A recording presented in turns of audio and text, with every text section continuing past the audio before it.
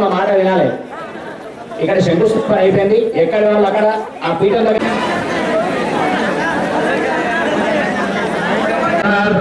పూర్వాధిక్రమైన పూజ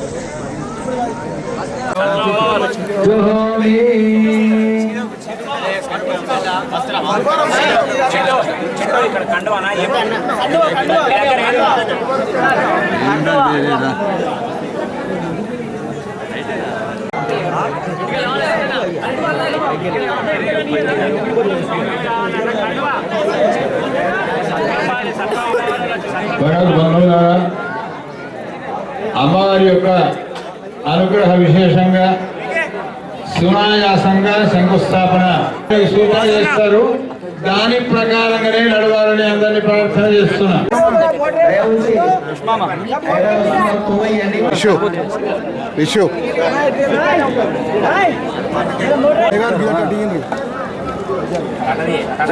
పైనకి రండి, వాళ్ళు వస్తారు కిందికి, మీరు పైనకి వెళ్ళండి. జై భవానీ బోలంబే మాతాకి, జగదంబా మహారాజ్ కి.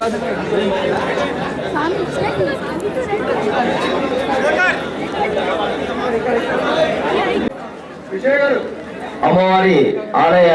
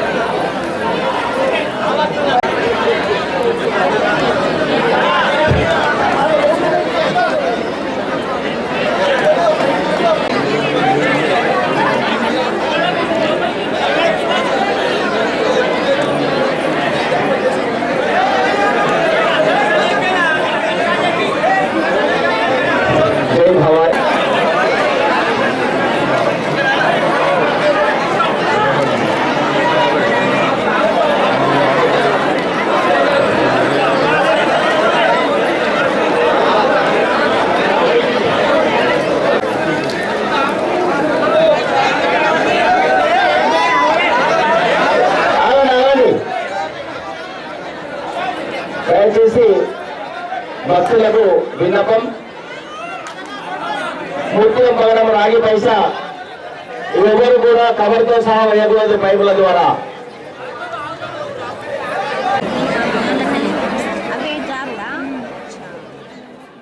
జై భవానీ నవదుర్గా సేవా సమితి వారి యొక్క ఆధ్వర్యంలో సుమారుగా ఒక 25 సంవత్సరాల నుంచి నవరాత్రాలు జరుపుకుంటూ ఇప్పుడు అమ్మవారికి నూతనమైనటువంటి యొక్క ఆలయం నిర్మాణం చేయాలనే దివ్య సంకల్పం కలిగినటువంటి సందర్భంలో ఈ రోజున అంటే తేదీ 17/11/2024 రోజున శాస్త్రీయంగా వేదోక్తంగా అమ్మవారి ఆలయానికి శంకుస్థాపన జరిపినారు కనుక ఈ శంకుస్థాపన ప్రభావ ఫలితం చేత భగవద్బంధులకు భక్తులకు భాగవతోత్తం అందరికీ కూడా ఆయురారోగ్య ఐశ్వర్య భోగభాగ్యాలు కలగాలని భగవంతుని ప్రార్థిస్తున్నాను. జై భవాని.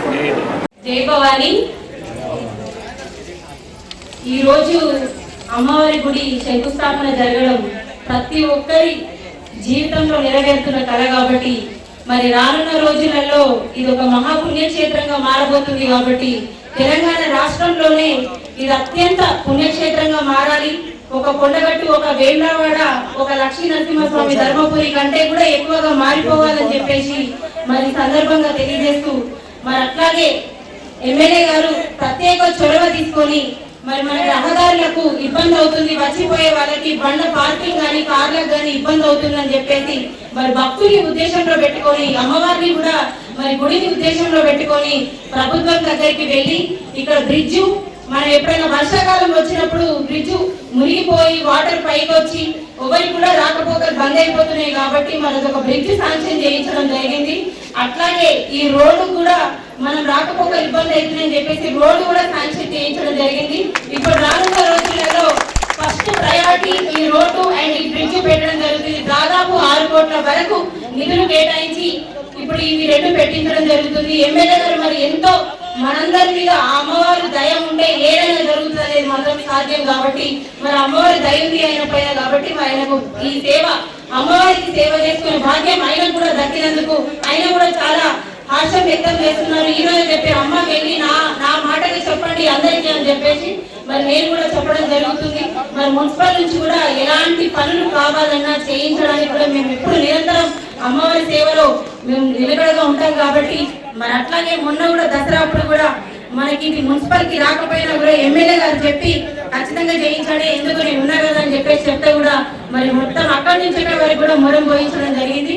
మరి అట్లాగే ఎమ్మెల్యే గారి సహకారంతో ఏదున్నా కానీ అమ్మవారి గుడికి డెవలప్మెంట్ కి సంబంధించిన ఏదున్నా ఈ సేవ చేసుకునే భాగ్యం మా అందరికి దక్కినందుకు చాలా సంతోషపడుతూ మరి ఇట్లాంటి సేవలు అమ్మవారు మాకు ఇంకా ఎన్నో ఇవ్వాలి, ఎమ్మెల్యే గారికి ఇవ్వాలి, ప్రతి ఒక్కరు సేవ చేసుకునే భాగ్యం కలిగించాలి, ఒకరికి ఉండాలి. అట్లాగే ఎమ్మెల్యే గారు కూడా ఉంటే ఇంకా కూడా మనందరి కోసం ఎంతగానో పనిచేస్తారు. అట్లాగే అమ్మవారి కరుణా కటాక్షాలు కూడా ఆయన పైన ఉండాలి. అమ్మవారికి కూడా ఆయనకు సేవ చేసుకునే భాగ్యం ఇంకా కూడా కలిగించాలని చెప్పేసి సందర్భంగా తెలియజేస్తూ మరి సీనన్న గారు కూడా ఈ సందర్భంగా నేను తెలియజేస్తున్నాను. సీనన్న ఎక్కడ ఉన్నారో తెలియదు అన్న కూడా నిలబడేలా చెప్తున్నాను నేను. ఎందుకంటే ఇది మనందరికీ ఒక ఈ రోజు ఈ గుడి నిర్మాణం ఏదైతే మనం మొదలు పెట్టినామో మరి దీంట్లోనే భాగంగా మనం ఈ విషయం ఈరోజు చెప్పుకోవడం కూడా చాలా సంతోషంగా ఉంది. అందరికి ప్రతి ఒక్కరి 29 సంవత్సరాల కళ అమ్మవారి గుడి కావాలన్నది మన ఇల్లు అయినంత ఆనందంగా ఉంది. ఇది గుడి కాదు మన ఇల్లు అనే ఆనందంగా ప్రతి ఒక్కరి కళ్ళల్లో కనిపిస్తుంది కాబట్టి మరి ఈ రోజు ఈ ఇల్లు పూర్తి స్టార్ట్ అవ్వడం జరుగుతుంది కాబట్టి తొందరగా ఈ ఇల్లు మన గుడి మన నిర్మాణం తొందరగా పూర్తి అవ్వాలి. అందరూ ప్రతి ఒక్కరు ఇక్కడికి లక్షల సంఖ్యలో ఇక్కడికి రావాలని చెప్పేసి అందరికీ అమ్మవారి కరుణ కటాక్షాలు ఉండాలి, ఎమ్మెల్యే గారు కూడా ఉండాలని చెప్పేసి ఈ సందర్భంగా తెలియజేస్తూ మరి ఇక్కడికి ఆహ్వానించి